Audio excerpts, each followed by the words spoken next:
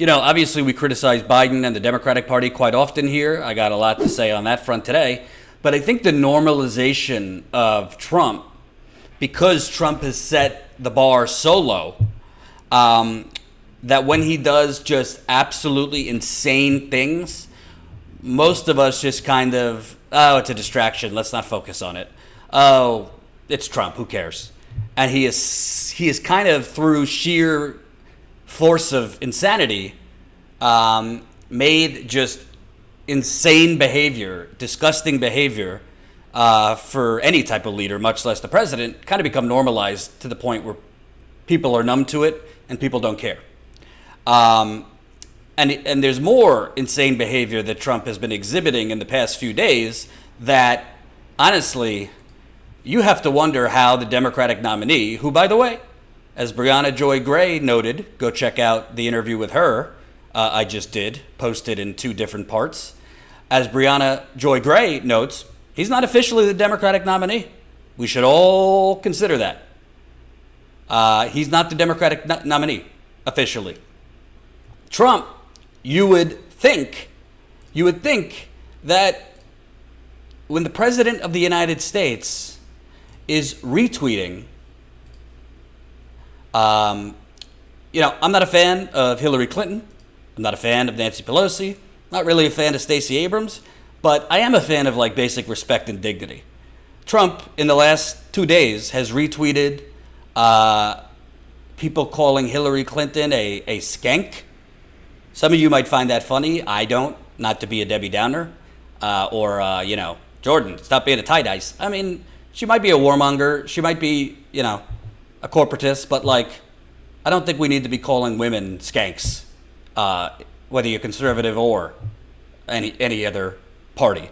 He also kind of fat-shamed Stacey Abrams. She fought a tough race, kissed a lot of babies, and visited every buffet restaurant in the state. It's just, this is the president retweeting this stuff. He also retweeted about Pelosi. Anyone know what's going on with Polygrip? I've noticed lately that her face seems glossy and she's sporting a poorly marked second set of eyebrows. I mean, you might be wondering, Jordan, why are you even giving this oxygen? I'm giving it oxygen because Trump's disgusting behavior, and by the way, I mean, in addition to the insults, he's trying to basically do away with all mail-in ballots, which is, frankly, I don't know why the RNC is suing to stop it in California. California is not exactly competitive. Donald Trump's not going to win California. But clearly they know if mail-in ballots happen, if California, which is bigger than many countries, is able to have exclusively mail-in ballots, I mean, Trump might win the Electoral College, but he could very well lose the popular vote by 5-6 million votes if we extend everything to mail-in ballots. So with all of this, you would think that the whatever you want to call Biden, the presumptive nominee, is just crushing Trump. You would think Joe Biden is just destroying Donald Trump. This is concerning. Only 3% of Bernie Sanders supporters have donated to Joe Biden's campaign. Oh boy. Why this matters, let me read you some of it. Only 60,000 donors of the approximately 2.2 million that gave money to Bernie Sanders have also made donations to Joe Biden, according to the Wall Street Journal. As such, less than 3% of Sanders supporters have given to Biden thus far. 6 months away from the election, the low percentage suggests that Biden has not made the political inroads to Vermont senators' base, despite his overtures to appear receptive to their political needs. But the Journal estimates that Biden could potentially gain at least 41 million if each of these untapped donors gave just $19 each to his campaign, the average donation to Sanders' campaign. And what is Biden doing to get those voters? Let's take a look. Most of the attention came from Biden's "you ain't black" mouthful the other day. But on the same day, he actually did an interview with CNBC, which was not as racist, but just as devastating. Let's take a listen. People making hourly wages who are carrying the rest of us on their back in terms of this virus, that they are able to get the kind of medical help they need as it relates to this pandemic.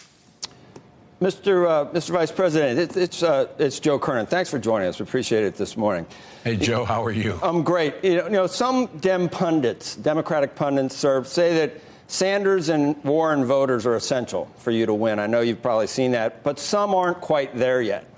Others point out, though, that your candidacy surged when it became apparent to mainstream Democrats that Sanders might be the nominee, and then they flocked to you, a more moderate, perhaps, candidate. Are you prepared now to say you're going to govern as a progressive and enact programs in the mold of Sanders and Warren? And if so, what does that say to either moderate Democrats or independents or even some Republicans dissatisfied with President Trump? I'm prepared to say that I have a record of over 40 years and that I'm going to beat Joe Biden. Look at my record. The fact is that some areas that I think, for example, I think health care is a right, not a privilege. I do not support Medicare for all. I will not support Medicare for all, but I do support making sure that Obamacare is around with a public option for those who can't afford, those who qualify for Medicaid and they don't get it in their state, they would be able to be automatically be enrolled in the public option of Medicare. But I do not support forgiving debt loan for every single solitary person, no matter where you went to school. But I do support the idea, if in fact you have a student debt as a consequence of going to a public university and your income is under $125,000, it should be forgiven. Well, that's going to get Bernie supporters to donate to you. Let me tell you, that's going to do it. It doesn't matter. It doesn't matter how high unemployment goes. It doesn't matter how many people lose their health insurance. I do not support Medicare for all, and I will not support Medicare for all. What's amazing to me is, let's say for argument's sake, and by the way, I don't know if anyone noticed that he said, I'm gonna beat Joe Biden. I think he meant I'm gonna be Joe Biden, not Bernie or Warren, but he said I'm gonna beat Joe Biden. We'll let it slide on that with his cognitive, minutia. But, most politicians will at least give lip service if they want to win, when it's just obvious that you have a political winner in your grips. It was obvious that he had a political winner during the primary. All the polls show Medicare for all has majority support in all the states where Joe Biden has won, even states Bernie won. You got 27 million people that have lost their employer health care that Joe Biden and Pete Buttigieg gaslit us into thinking was so sacred. And don't you dare take the choice away from me. When in reality, the choice, nobody has a choice, because if you lose your job, like people are losing right now, you're screwed. And I agree with Andrew Yang and others who say 30%, 40% of employers are not even going to bring back their employees that they've laid off. Even if the economy gets better, they're going to do more with less, as we saw after the 2008 financial crash. So if you had 27.5 million that the Kaiser Foundation study found have lost their employer health care, with the 29 million that were already uninsured, that's over 50 million people without health insurance. And what is Joe Biden saying? I do not and I will not support Medicare for all. Well, what is the actual legitimate reason for that? Medicaid's not going to cover all those people. I've spoken with people who are trying to get Medicaid. They can't get it right now in New York because it's being overrun. The requests for Medicaid are overrun. The Medicaid office is overrun, just like the unemployment offices are overrun. State unemployment, state Medicaid offices are not equipped to handle just a bull ride of uninsured or unemployed people all at once. You can't rely on just people getting on Medicaid. Secondly, when he talks about Obamacare was and is a giant sexual favor to the insurance companies. So even if you are at zero right now, not making any money, and you could get a cheap Obamacare plan, which in New York, the cheapest plan I could find for what I make, and I don't make a lot. We are a startup media company. Jen and I are not taking monstrous salaries because not making that kind of money. But what's incredible, even if you could get an Obamacare plan for $100 a month, that's not taking away the deductibles. That's not taking away copays. That's not taking away co-insurance. Well, if you don't have a job right now and your prospects for getting a job aren't so hot, how are you going to pay for your deductible? How are you going to pay for your copays? How are you going to pay for your co-insurance? I've had 2 back surgeries in the last 3 years. Between the 2 of them, with insurance, I owed anywhere over $3,000 I've owed on these back surgeries. So how are people without a job to pay for rent, which Joe Biden is not talking about getting canceled? I haven't heard him say a word that we need to cancel rent. Not talking about student loan freezes, utility freezes, car payment freezes, mortgage cancellation. So what are you going to do? You're going to choose between paying your rent, groceries, medications for the kids, car payment, or your Obamacare deductible? How does that work? The real problem for Joe Biden is not that he's not getting Bernie Sanders supporters to donate. The real problem is what that shows is he's not going to get Bernie Sanders voters.